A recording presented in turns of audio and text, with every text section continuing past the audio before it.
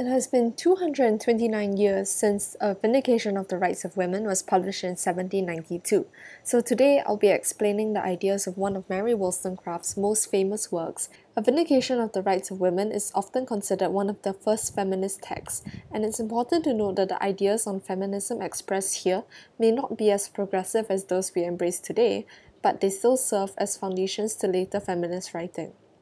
This work is a rationalist one. Wollstonecraft recognizes that there are limitations in place in society for women, and she proposes and argues for ways to work mostly within the system to elevate the position of women. The text first lays out a few principles. 1. That the character of every person is formed by their profession. 2. That luxury and superstition spread corruption. And 3. That women are rational beings.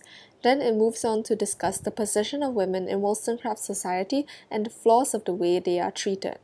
1. Women are kept ignorant under the guise of the preservation of innocence, in other words, in a perpetual state of childhood. Virtuosity, which is often expected of women, can only be attained through the exercise of reason, and independence of thought is said to be the way to go. As Wollstonecraft says, liberty is often the mother of virtue. And 2. As a result of little education, women learn through personal observation, forming prejudices. Wollstonecraft compares women to soldiers, proving that the cause of this is not in fact gender, but rather levels of education. 3. She posits that educating women only to please is not useful in the long run after they have acquired husbands. The education of women to prioritize beauty then turns them vain. 4. Children of all genders will play together if unconfined by societal expectations. Keeping a girl cooped up weakens her body. 5. Women should have their dignity reinstated. Women are systematically degraded by receiving the trivial attention of men, who in doing so support their own superiority. 6. The lives of women are occupied by thoughts of and pursuit of marriage, because this is the only way she can rise in the world. This is said to be a waste of time. 7. It is absurd to expect women to be more reasonable than men in what they like, and yet deny them the use of reason. 8. Women must be taught to live without love and be content with friendship. 9. Modesty is defined as being able to not think more highly of oneself than one ought to. It involves purity of mind, which can only be attained through intellectual activity, and it must be cultivated by both men and women. 10.